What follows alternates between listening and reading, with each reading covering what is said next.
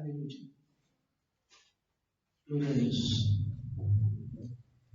Tomen sus Biblias y vayan conmigo a San Mateo, capítulo 24.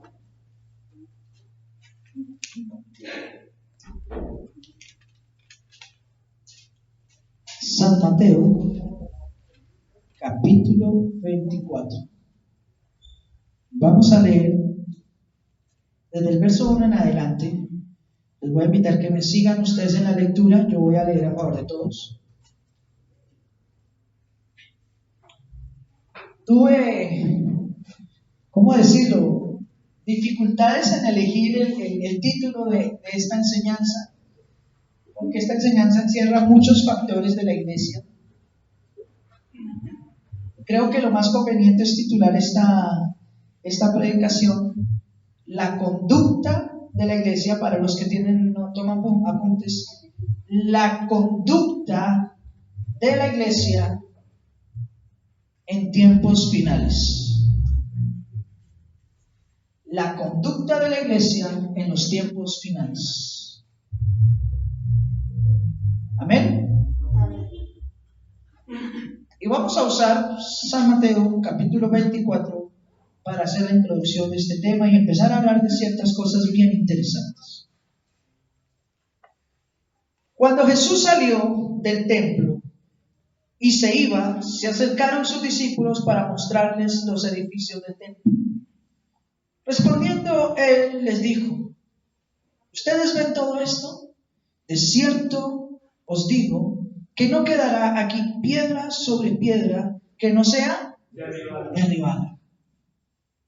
Y estando él sentado en el monte de los Olivos, sus discípulos se acercaron aparte y le dijeron: Señor, dinos, ¿cuándo serán estas cosas? ¿Y qué señal habrá de tu venida y de qué cosa? Y del fin del siglo, o según otras versiones, y del fin del mundo. Versículo 4. Respondiendo Jesús dijo: miren que nadie los engañe, porque vendrán muchos en mi nombre, diciendo yo soy el Cristo, y a muchos engañarán. Y ustedes oirán de guerras y de rumores de guerras. Mirad que no se turben, porque es necesario que todo esto ¿qué? Pero aún no es el fin. ¿Es qué? Necesario que todo esto acontezca, pero aún no es el fin. Porque se levantará nación contra nación y reino contra reino, y habrá pestes y hambres y terremotos en diferentes lugares. Y todo esto es tan solo ¿qué? El principio de dolores. Entonces los entregarán a tribulación, los matarán y serán aborrecidos de todas las gentes por causa de mi nombre. Muchos tropezarán entonces y se entregarán unos a otros y se aborrecerán, y muchos falsos profetas se levantarán y engañarán a muchos, y por haberse multiplicado la maldad, el amor de muchos se enfriará. Mas el que persevere hasta el fin, ¿este qué? Será salvo. Y será predicado este evangelio del reino en todo el mundo para testimonio a todas las naciones, y entonces vendrá el fin. Aleluya. Aleluya. La conducta de la iglesia en los tiempos finales. Lo primero que tenemos que dejar muy claro a los amados hermanos es que cuando hablamos de los tiempos finales, no nos referimos al fin del mundo. Porque hoy en diversas iglesias y desde púlpitos de distintos lugares se está predicando que el fin del mundo ya se acerca, que ya estamos a puertas de que el mundo se acabe y que todo sea destruido. Esa es una mentira. ¿Por qué? ¿Quién sabe por qué es eso mentira? ¿Falta qué? Falta el milenio. ¿Qué más falta? El arrebatamiento falta. Falta la tribulación. Falta el milenio. Falta la guerra entre el Miguel, sus ángeles y el diablo y todos los campamentos de la tierra que se le unen. Y bíblicamente, después de que Cristo venga y levante a su iglesia, le quedan al mundo todavía más o menos 1000 años más de existencia. Entonces, el mundo no se va a acabar ya. Sí va a pasar por una transformación impresionante, porque va a ser destruida las 3/4 partes de la tierra. Eso está ahí en Apocalipsis. Los que han visto el seminario de escatología que tenemos, van 12 predicaciones, ahí se explica todo lo que Dios va a hacer en ese tiempo. Pero la tierra totalmente no va a ser destruida, y todavía va a haber tierra vivible y personas que van a vivir durante más de 1000 años, hasta que se cumplan todos los tiempos que Dios ha decretado para la humanidad. A esos 1000 años se les llama el milenio, el reinado milenial de Cristo, que está estipulado en la Escritura y que el libro de Apocalipsis también lo habla. Entonces, cuando nosotros hablamos la conducta de la iglesia en los tiempos finales, me refiero a los tiempos finales que nosotros estamos afrontando como iglesia. Porque para la iglesia, nuestro tiempo sí ya está cerca de terminar. Ya está cada vez más cerca el tiempo en que la iglesia será quitada del mundo. La iglesia cristiana. Y por eso en estos pasajes que estamos leyendo, ustedes más adelante leen capítulo 24, 25, Jesucristo dice: ustedes ven, miren allá las hojas de los árboles, todo, cuando ustedes ven que ya se está secando, ¿cierto? Ustedes ven que ya viene el invierno, ya viene el tiempo de la higuera aprender, cuando su hoja ya está seca, está cercano el invierno. Y nosotros cada día, por las evidencias y todo que estamos viendo en este mundo, nos damos cuenta de que cada día están más cerca los tiempos finales de la iglesia sobre este mundo. Y eso nos trae el siguiente pensamiento o las siguientes preguntas. ¿Qué estamos haciendo como iglesia en estos tiempos finales? ¿Cuál es nuestra conducta en estos tiempos finales como iglesia? ¿Todo lo que hacemos como cristianos es correcto? ¿Cuánto nos falta por mejorar y cambiar? Con muchos hermanos yo he hablado y les he preguntado: bueno, ¿usted cómo va su vida? ¿Cuándo va a servir? ¿Cuándo va a hacer aquello? ¿Cuándo se va a restaurar? ¿Cuándo va a cambiar? ¿Cuándo va a hacer aquello? Y ya pronto, espere, más adelantico. Téngame paciencia, denme una esperita. ¿Cuánta más espera hay que darles? Y si Cristo viene por la iglesia, ¿a qué hora va a hacer todo lo que dice que va a hacer como cristiano? Si mientras estamos aquí predicando y alabando al Señor juntos como iglesia, viene el Señor y nos lleva. No traten de hacer como el cantante, como un cantante que dice: con manos vacías vengo a ti. No, señores. No, señores. Esa no debe ser el pensamiento de un cristiano. Acuérdense que en el cielo, cuando estemos delante del Señor, habrá algo que se llama el tribunal de Cristo, y allí seremos los juzgados no para salvación y condenación, pero será revisada nuestra vida, qué hicimos y qué no hicimos como cristianos, y conforme a eso seremos premiados en el cielo. Yo pregunto: ¿cómo van sus tesoros en el cielo en este momento? ¿Cómo van?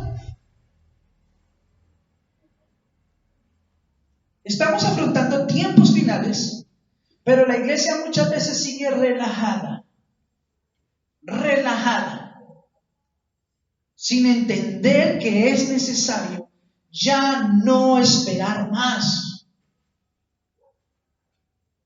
Efesios capítulo 5, lo voy a invitar que vaya conmigo a Efesios, mis amados hermanos.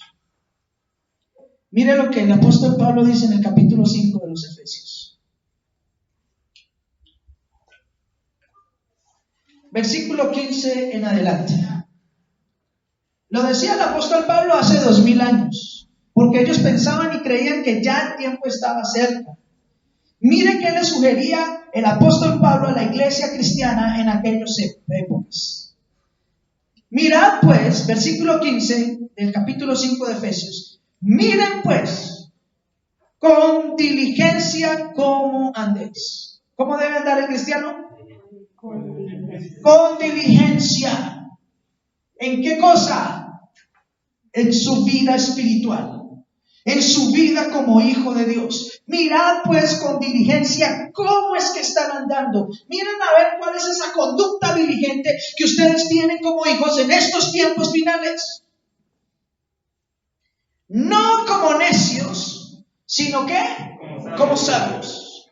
Aprovechando que, porque los días son wow. ¿Cómo, en qué cosas estamos invirtiendo nuestro tiempo y cómo estamos invirtiendo nuestro tiempo?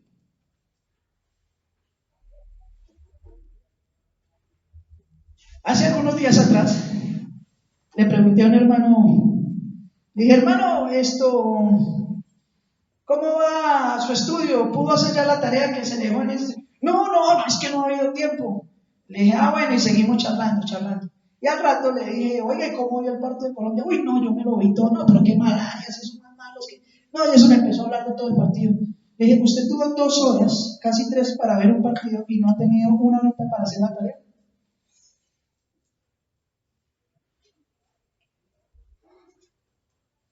Pero pastor, ¿qué? Esta manera de enseñar no le gusta a mucha gente, porque se confrontan. Y nosotros hicimos una aclaración bien tremenda el jueves en lo de Colosenses. Que más de uno dijo, bueno, no voy a volver a decir eso. Muchos dicen, ay, pastor, es que dura es esta palabra. Le dije, sí, pero los que dicen dura es esta palabra son los que no quieren vivir conforme a la voluntad de Dios y fueron los que se fueron. Los que dejaron a Cristo y se fueron. Pero Pedro y los otros y sus discípulos dijo, Señor, sí, puede ser duro, pero ¿y si nos vamos? ¿A quién iremos?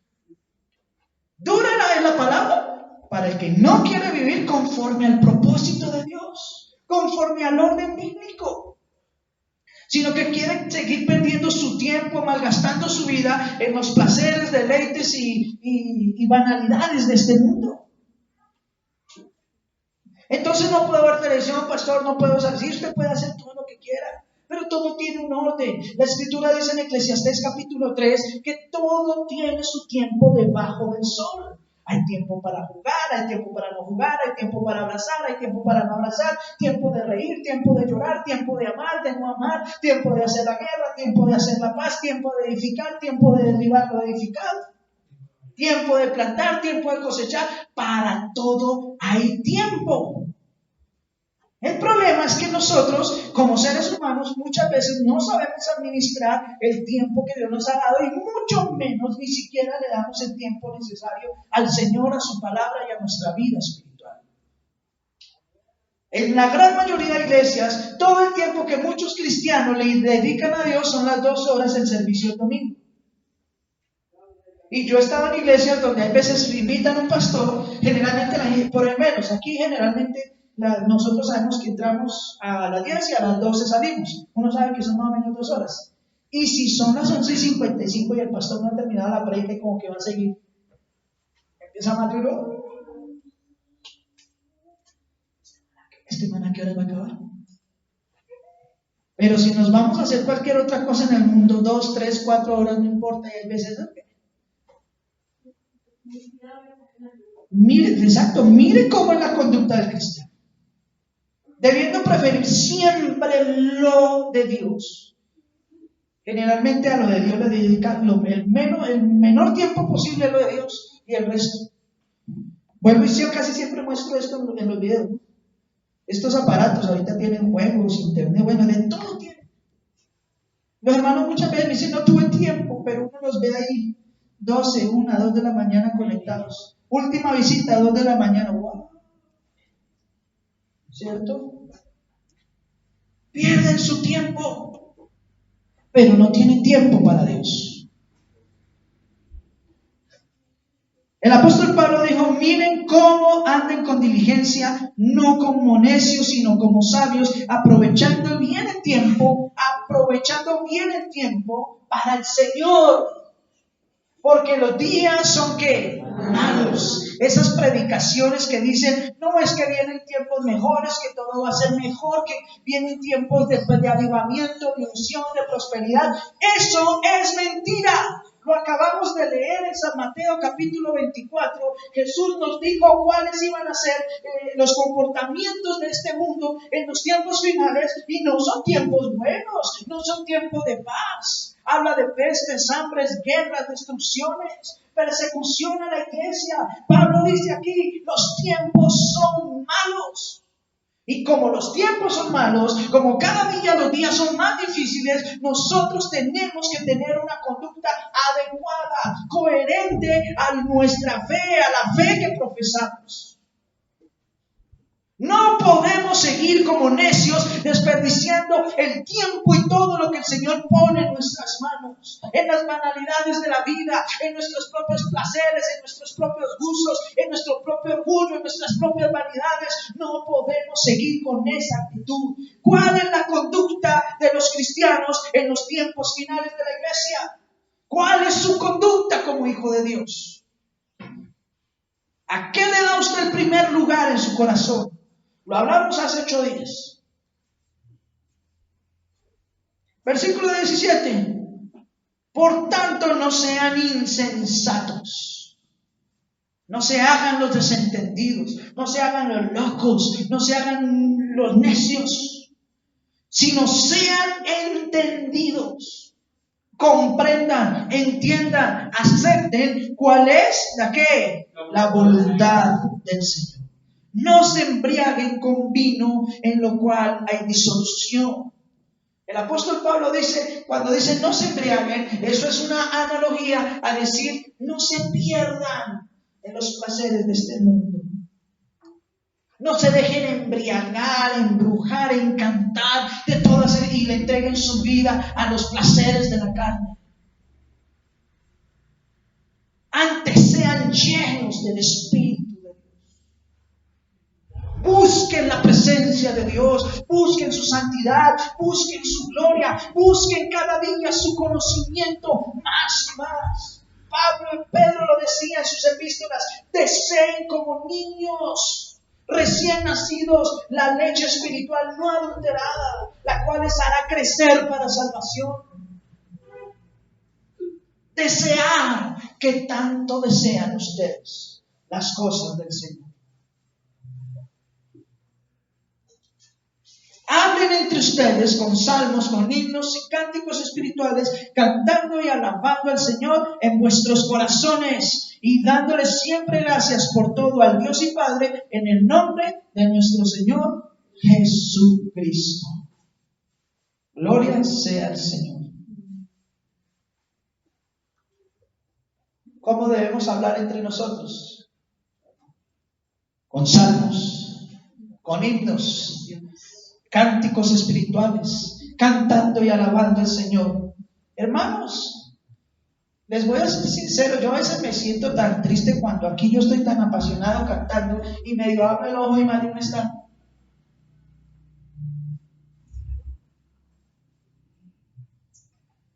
Con gozo, con alegría,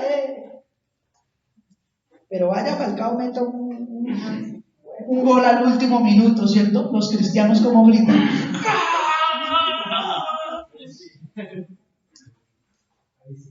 Ahí sí, ¿cierto? Ahí sí. Ahí sí sale, esa es mi selección. ¿Y el Señor? Ay, pastor, entonces no puedo cantar un gol de la selección. Claro, cante lo que quiera. Pero si usted hace eso para el mundo, ¿cuánto más para el Señor? ¿Usted cree que aquí viene solamente por cumplir? ¿Usted cree que la reunión de un domingo, en el caso de aquí Adoración Viva, es para que escuchen al pastor Adrián? No. Aquí venimos juntos como iglesia a adorar. Primeramente, a adorar al Señor. Y hay que hacerlo con toda nuestra pasión. Hermano, levante sus manos. Muchas veces muchos hacen así. Ni la levantan completa. Pero viene el ladrón y dice, arriba las manos. ¿Por qué para uno sí, para el Señor no?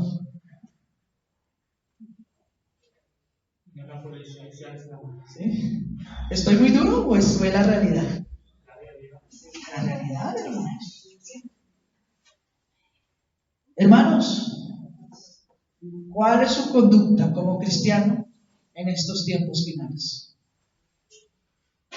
Regresemos a San Mateo. Gloria sea al Señor. Y apenas vamos haciendo la introducción, así que no se preocupen.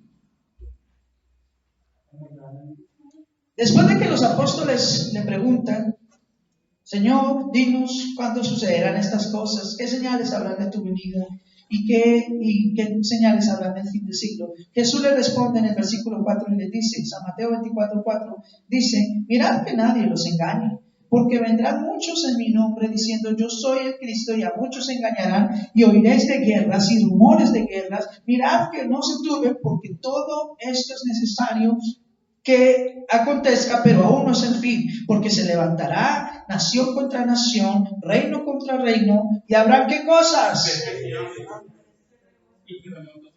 Pestes, hambres, terremotos en diferentes lugares, y todo esto será ¿qué? El principio del fin. Nótese algo bien interesante. Jesús dijo que habrá, ¿qué es lo primero que menciona? Dígalo fuerte, ¿habrá qué? Pestes. Y nuestra sociedad desde el año pasado está afrontando una gran peste, que sabemos que no es natural, es producida por el mismo hombre. Y aquí empieza la enseñanza de la conducta de la iglesia en tiempos finales. Una pregunta que se ha vuelto muy frecuente en las distintas congregaciones cristianas de los miembros hacia sus pastores es la siguiente: pastor, ¿debo vacunarme o no debo vacunarme en contra del COVID? ¿Qué sugiere usted? ¿Qué me dice usted? ¿Qué opina usted? ¿Cuál creen ustedes, mis amados hermanos, que debe ser la respuesta de un pastor frente a tal pregunta?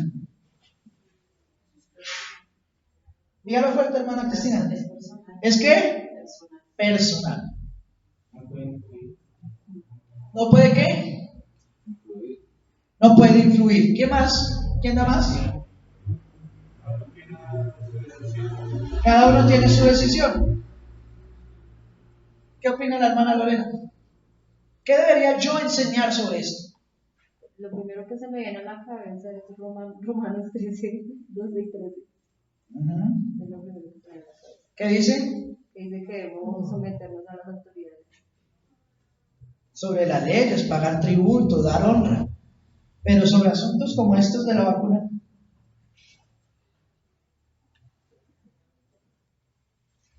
¿qué debemos opinar? Bien interesante esto. ¿Alguno de ustedes, quién de ustedes más bien sabe quién es John MacArthur? Solo uno, el resto no.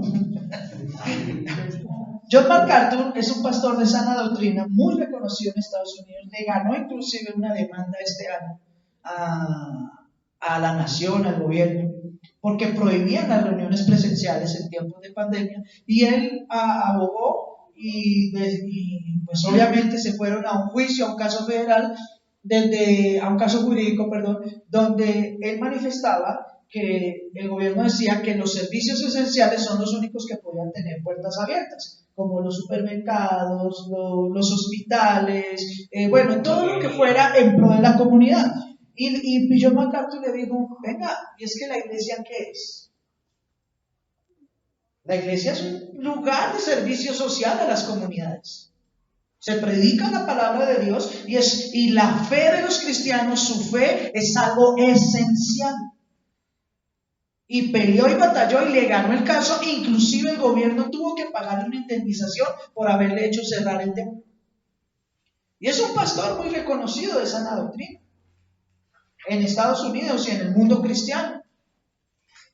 Este pastor, frente a la pregunta de la vacuna, dice lo siguiente.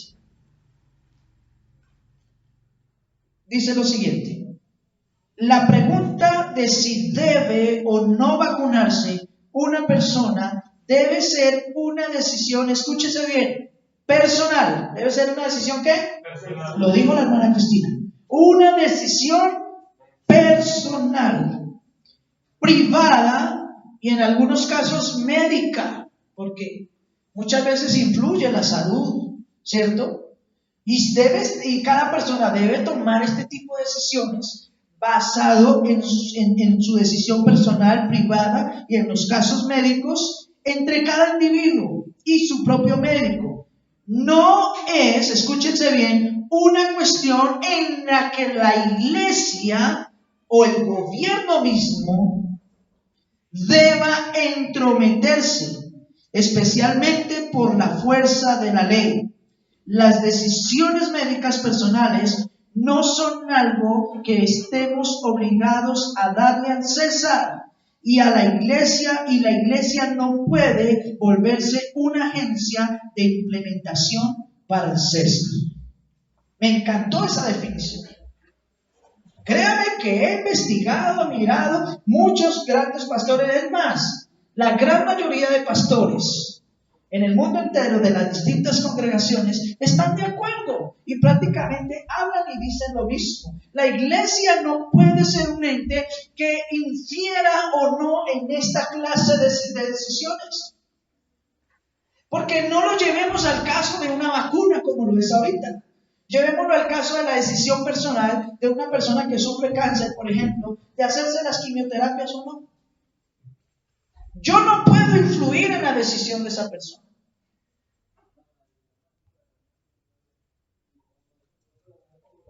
No puedo como pastor, ni obligarle.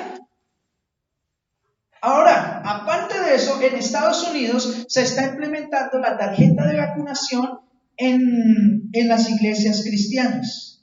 En relación a si se debe implementar la tarjeta de vacunación o no, pedirle el registro a los que van a la iglesia, John MacArthur dice lo siguiente: que una iglesia le demande prueba de vacunación es establecer un estándar legalista que no está autorizado por las Escrituras.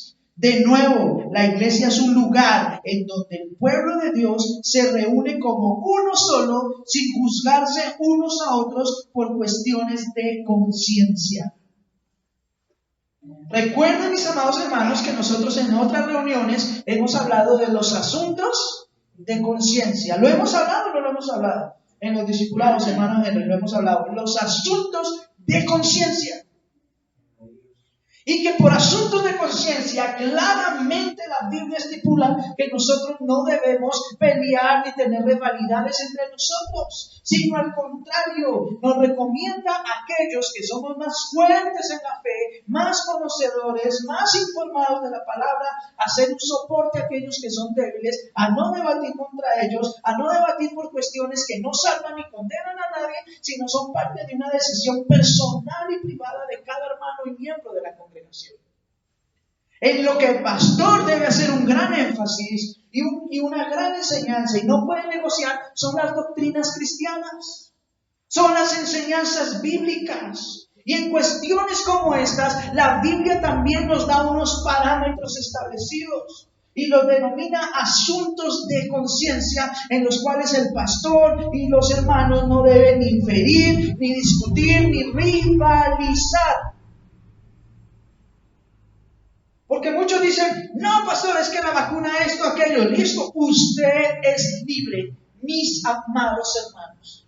Ustedes son libres de decidir por voluntad propia si se vacunan o no se vacunan. Si usted lo hace y su hermano no lo hace, eso no puede ser una rivalidad entre los dos. Porque si usted le pregunta a cualquier pastor en el mundo entero que se dedique a estudiar de esto, y a cualquier médico y a cualquier persona que se documente sobre estas cosas,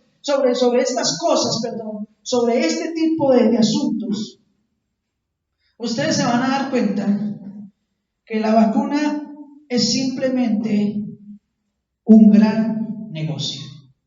El negocio que más le está dando plata a las 3 grandes corporaciones farmacéuticas en el mundo.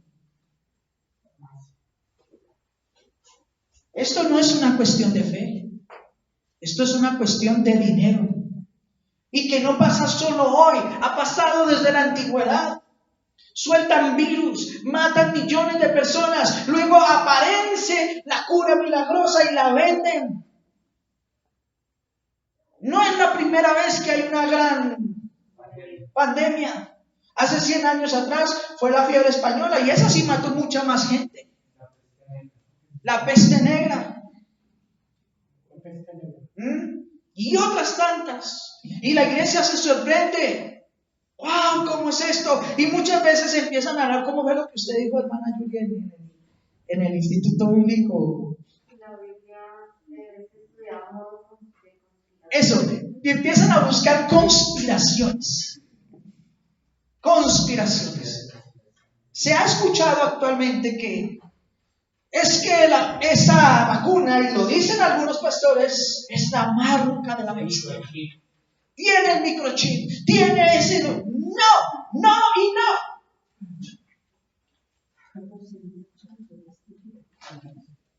¿Por qué?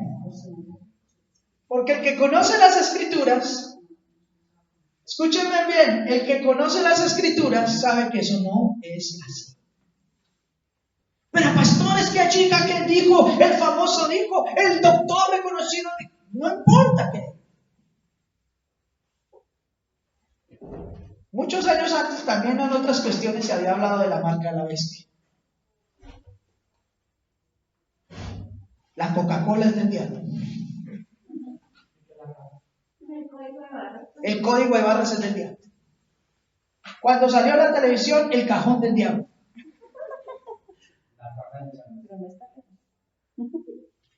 Sí, obvio, Satanás está detrás de todas estas cosas. Pero eso no quiere decir que la iglesia lo esté satanizando todo. La iglesia se cree superior al mundo y generalmente la iglesia está peor que el mundo porque siguen y son más seguidores de las cuestiones del mundo que los mismos mundanos. Pueden caer con el algoritmo. Bueno, sí, todo eso, sí, señor. ¿Por qué no es la marca de la bestia? Vamos a establecer eso para empezar.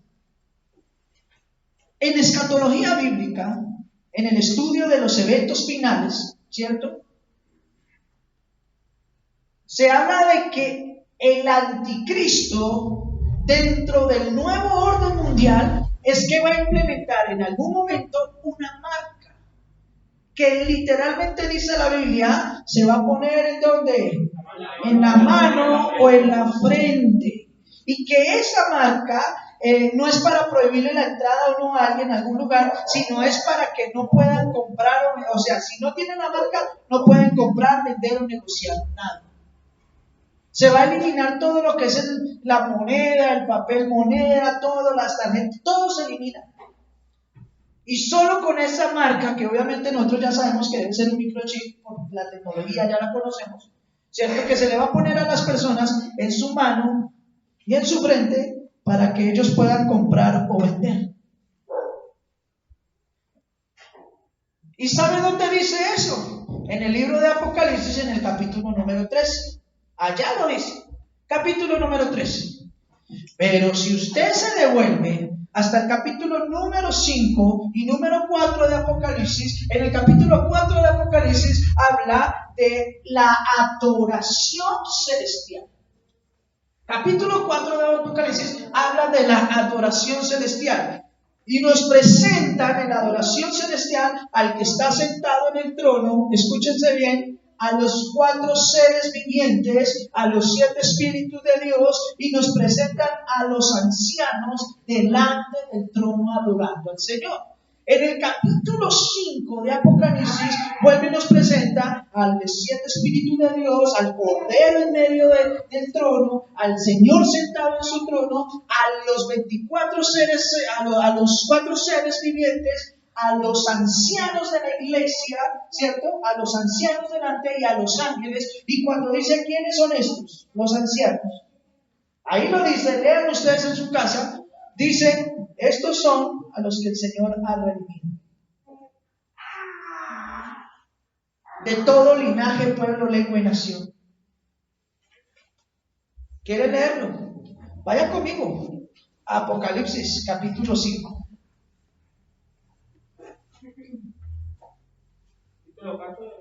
Capítulo 5 de Apocalipsis, mis amados hermanos. Ya les doy exactamente la cita. Apocalipsis 5 y 8 dice así. Capítulo 5, versículos del 8 al 10 dice así. Y cuando hubo tomado el libro, Cristo, el Cordero de Dios, tomó el libro de la mano derecha del que estaba sentado en el trono.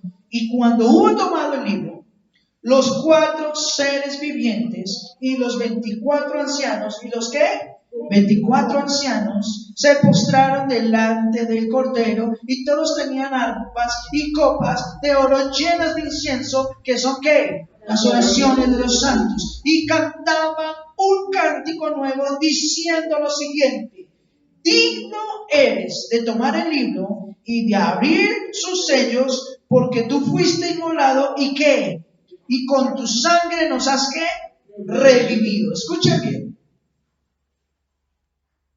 ¿Y con tu sangre qué? Nos ha redimido. Cuando Cristo murió en la cruz, ¿por quiénes murió? Por la iglesia, por los escogidos. Y ahora nos presentan una visión en el cielo donde hay una serie de seres celestiales, ¿cierto? Están los 24 ancianos, los 4 seres vivientes, y ellos claman a gran voz diciendo: Señor, tú nos has redimido con tu sangre para Dios. ¿De dónde? De todo linaje, de toda lengua, de todo pueblo y nación. Es decir, está hablando de personas que pertenecían a este mundo, que eran de todas las razas, tribus, pueblos, lengua y naciones, y que ahora ya estaban en el cielo, porque el Señor algún día vendrá por su iglesia, la levantará y la llevará al cielo, la redimió, la santificó, ¿cierto? Y dice: y nos has hecho para nuestro Dios reyes y sacerdotes, y reinaremos para siempre. El apóstol el apóstol Pedro dice lo siguiente, dice que nosotros somos nación santa, pueblo adquirido por Dios, ¿cierto? Somos real sacerdocio. ¿Real qué? Sacerdocio. Nos habla de realeza, nos habla de sacerdocio, de que somos nación santa, pueblo adquirido por Dios, para que anunciemos las virtudes de aquel que nos llamó de las tinieblas a su luz admirable. Y aquí se cumple la escritura: nos has hecho reyes y ¿qué? Y sacerdotes. Nos dio un reino y nos dio sacerdocio. ¿Sobre qué? Sobre el mundo, sobre los demás seres, para gobernarnos juntamente con Cristo por siempre. Amén. Y reinaremos por siempre. Y esto pasa en el capítulo número 4 de Apocalipsis. 5, gracias. 5. Es decir, que en este momento de la adoración celestial, y en el momento en que Cristo toma el libro de la mano derecha del Cordero de Dios, para empezar a desatar sus sellos y los juicios sobre el mundo, ya la iglesia, ¿dónde está? En el cielo adorando. Porque si usted mira capítulo 4 de Apocalipsis, Dios a través del ángel le da la visión a Juan, y hasta el capítulo 3 le da una visión de la iglesia en donde, en la tierra, y le habla de las 7 iglesias, ¿cierto? En el capítulo 4, versículo número 1 en adelante, luego le dice: y vi una puerta abierta, ¿en dónde? Y a la fuerte, ¿en dónde? En el cielo. Y oí la voz del que me hablaba y me dijo: sube acá, y te mostraré las cosas que han de suceder después de estas. Había acabado de hablar del mensaje de las 7 iglesias, y le dice: ahora le voy a mostrar lo que va a suceder después del tiempo de la iglesia en el mundo. ¡Wow! Y lo sube al cielo. y lo lleva al trono de Dios, y en ese momento muestra que ya está el Señor, los 7 espíritus, los 24 ya están en el cielo.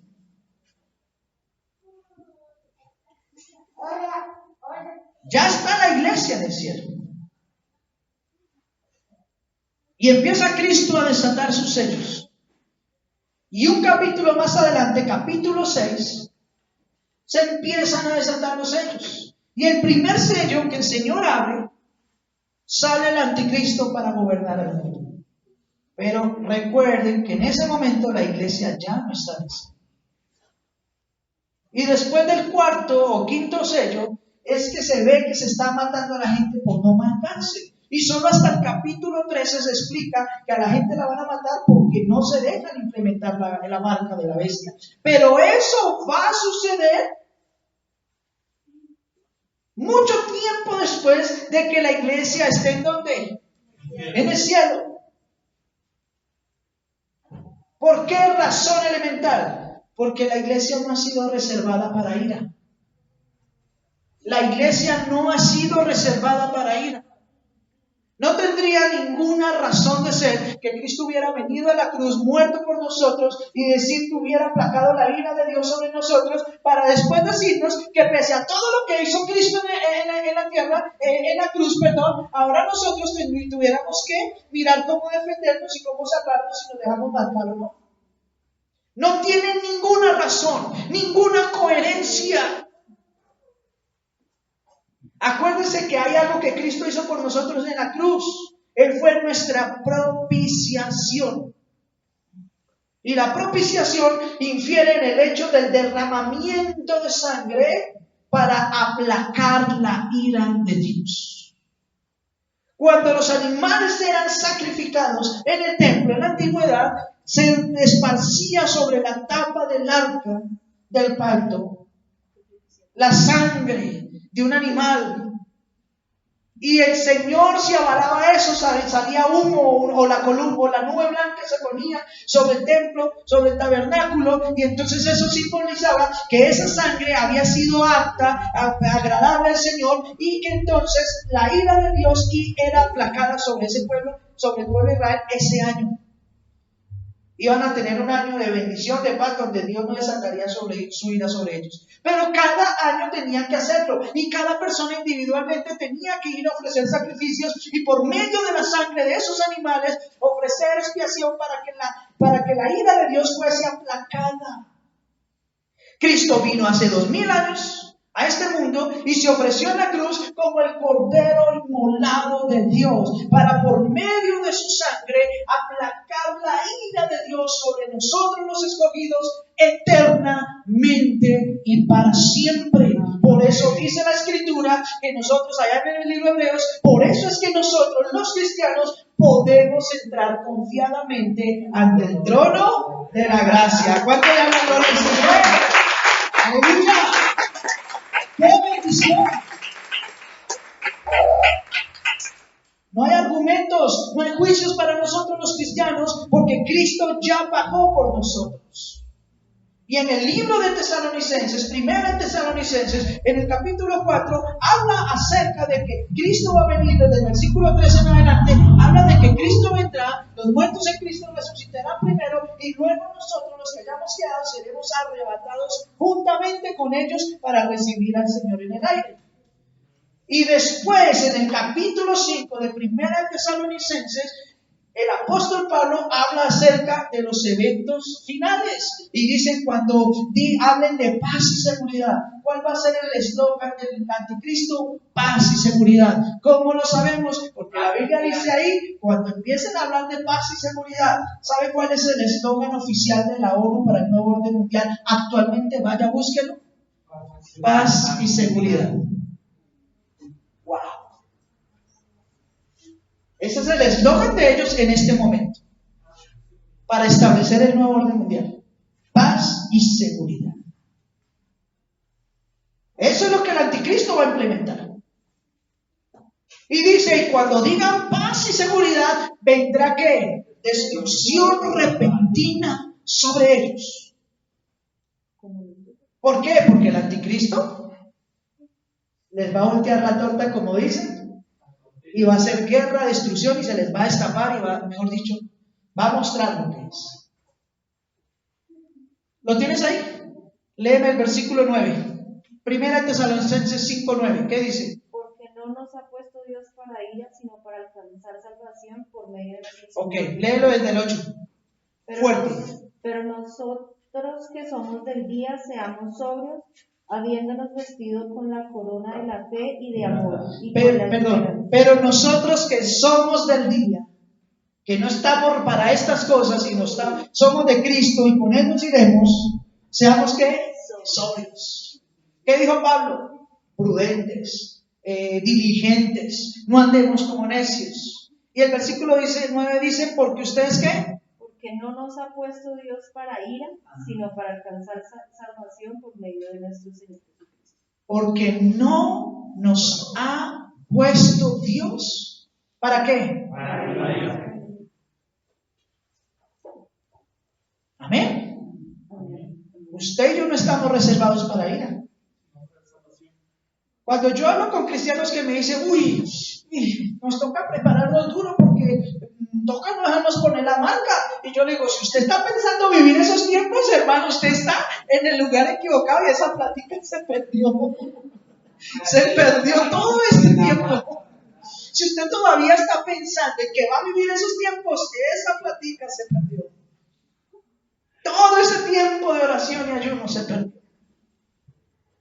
¿Pero por qué? Porque usted y yo, como hijos de Dios, no estamos reservados para ira, sino para alcanzar ¿qué? Salvación por la fe que es en ¿quién?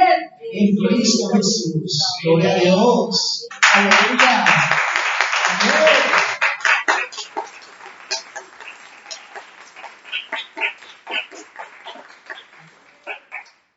Entonces, ¿se da cuenta cómo por la palabra de Dios, a medida que la estudiamos y analizamos calmaditamente, hay confianza?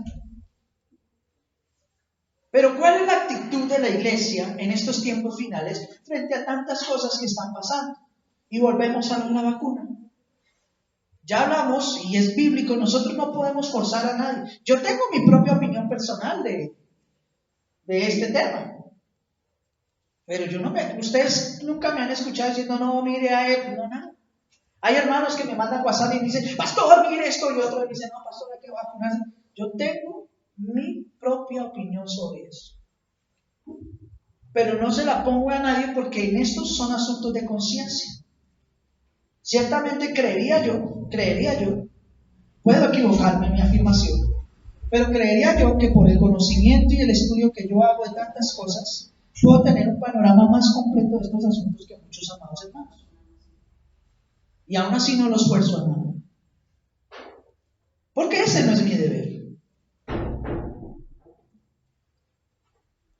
Es triste ver cómo muchos cristianos hoy en día, frente a lo que está pasando, dicen, ¿pero qué está haciendo Dios? ¿Dónde está Dios que está permitiendo todo esto? Ay, hermano. Sí. No, yo hablo de los cristianos, no de los que no creen en Cristo.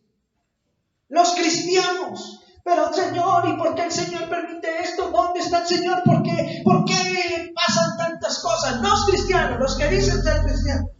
Y uno les dice, venga, ¿y es que usted no ha leído la Biblia? Sí, yo la leo. Pues no leyó Mateo 24. El Señor dijo que iban a haber ¿qué? Pestes y hambres, guerras, terremotos, muertes masivas, de todo. Y dice, y es necesario, ¿es qué? Necesario. ¿Para quién o para qué es necesario que todo esto acontezca? Usted y yo juzgamos lo que vemos como seres terrenales en la época en la que estamos. Pero Dios, desde su soberanía, desde su perfección, desde su majestad, ya ha trazado un plan para toda la humanidad. Y dentro de ese plan tiene que haber, por la voluntad de Dios, por su misericordia y por el plan que ha ejecutado Él para todas las naciones, tienen que haber guerras, terremotos, pestes y hambres. Y fuera de eso dice que no nos preocupemos, que esto es tan solo el principio de todo eso. Sí. Hermanitos, yo les voy a dar una probadita a ustedes como hijos míos de lo que les espera. Porque el juicio comienza ¿por dónde? Por casa. O sea que a nosotros los cristianos Dios nos permite vivir ciertas partes de estas cosas. No nos va a permitir vivir todo. Nos está dando apenas el abrebocas, la probadita. Y no se preocupen que todavía no es el fin y esto es tan solo el principio de dolores. Y la escritura dice que en el principio de dolores sí estaremos usted y yo, que son los tiempos actuales. Pastor, pero usted no me vaya a negar que esto es obra de Satanás. Pero sí, claro, todo esto es obra de Satanás. Pero ¿quién le permite hacer todo eso a Satanás? ¿Quién? ¿Satanás es soberano? ¿Puede tomar decisiones por sí mismo? ¿Quién es el soberano? Dios. ¿Quién ejecuta su voluntad perfecta sobre la eternidad? Dios. ¿A quién se someten todas las potestades y autoridades, visibles e invisibles? A Dios. El problema es que si nosotros no conocemos a Dios, no conocemos sus atributos, no conocemos sus cualidades, no conocemos cuál es el carácter de Dios conforme la Escritura nos enseña, entonces siempre vamos a estar cuestionando cada cosa que pasa en este mundo. Quien cuestiona a Dios es porque no conoce su carácter. Se lo voy a explicar de una manera simple. Se la escuché de un gran pastor también. Me gustó este ejemplo, muy práctico. Decía el pastor que él tiene su carro. Y un carro bien, chévere. Y que él tiene un amigo que hace muchos años no veía. Pero llegó el amigo, se saludaron y todo esto, y el amigo llegó y le dijo, pastor, hágame un favor, préstame su carro. Y el pastor llegó y sacó las llaves y se las dio de carro. Y entonces el hermanito que vio esto, pastor, ¿usted le prestó el carro así como así? ¿No le da vaina de que se lo estrelle o algo? No. ¿Por qué? Porque él es mi amigo. Pero más que ser mi amigo, yo lo conozco de hace tiempo. Sé quién es él y conozco cuál es su carácter. Yo sé que independientemente de la vuelta o la diligencia que vaya a hacer en el carro, sé que él es alguien bueno, correcto, responsable, serio. Y a mí no me preocupa a dónde va a ir con el carro, ni qué va a hacer con el carro, porque sé que está en buenas manos. Porque lo conozco. Le tengo confianza. Y la gente dice conocer a Dios, pero no confía en Dios. ¿Qué tanto conoce usted al Señor? Y lástima que muchos amados hermanos, que son los que me han preguntado todos estos temas, no estén hoy aquí sentados. Porque generalmente cuestionan a Dios, pero no quieren conocer ni aceptar el carácter de Dios. ¿Por qué usted y yo no debemos cuestionar estas cosas? Porque entonces es un impedimento, es una prohibición de la Biblia. No, porque si usted conoce quién es Dios, y si usted aprende y entiende y comprende cuál es el concepto de la soberanía de Dios, usted va a estar completamente tranquilo, sabiendo que todo lo que pasa en este mundo pasa por una razón de ser, que aunque nosotros humanamente no la entendamos, hace parte de un plan perfecto, eterno, justo, santo y perfecto que Dios ha trazado desde la eternidad y se cumplirá. Amén. Amén. ¿Se cumplirá? ¿Dónde está Dios? ¿Qué está haciendo Dios? Esa no es una actitud bíblica. Esa no es una actitud de cristianos. Porque el pastor prestó el carro y no se puso a los 5 minutos a llamar. ¿Dónde estás? ¿Cómo estás? O como el meme que sale, ¿no? Un muchacho sentado en una silla frente a una puerta y desesperado y mire para afuera y mire para afuera. Como cuando prestas la moto y no llega rápido. Desesperados. Y así andan muchos cristianos, desesperados con Dios, porque Dios no les cumple, porque Dios no les responde, porque las cosas no pasan como ellos quieren, porque esto en vez de mejorar muchas veces va mal en peor.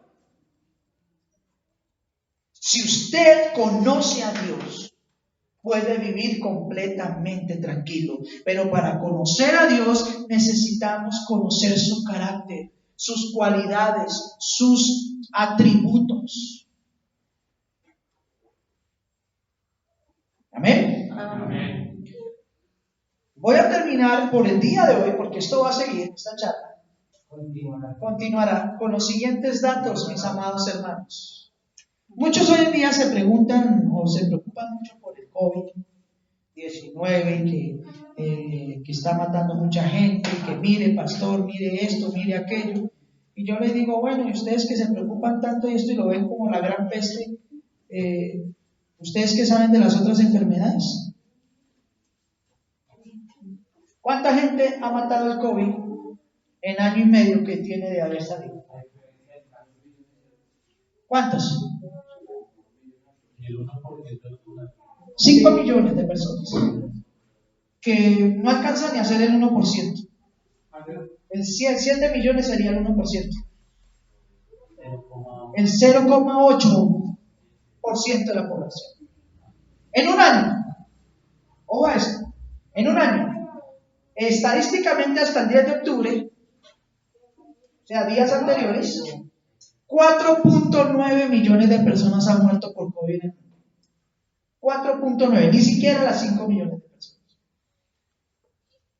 De cáncer, el año pasado, en un año han muerto más de 10 millones de personas.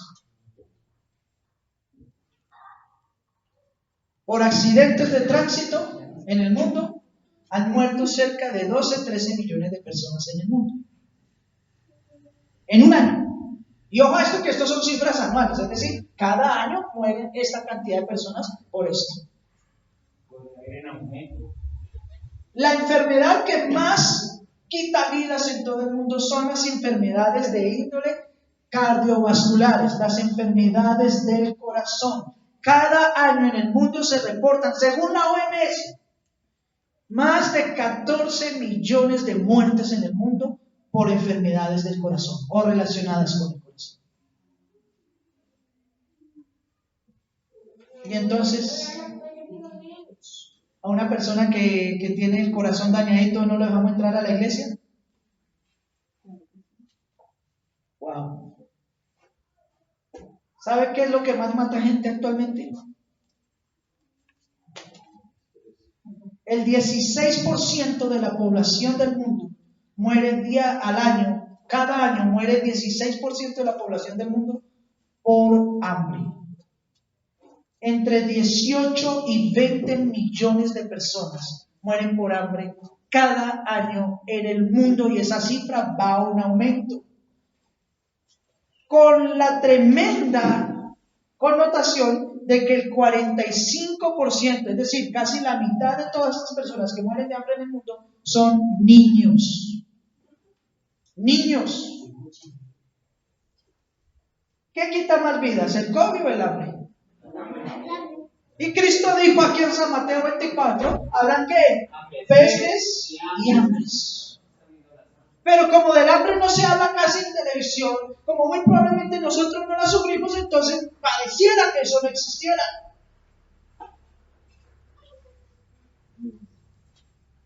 Y le damos mucho bombo y mucha vaina, y que el diablo está más metido entonces en la desnutrición del mundo que en una vacuna. Si yo me voy por las estadísticas. ¿Se dan cuenta?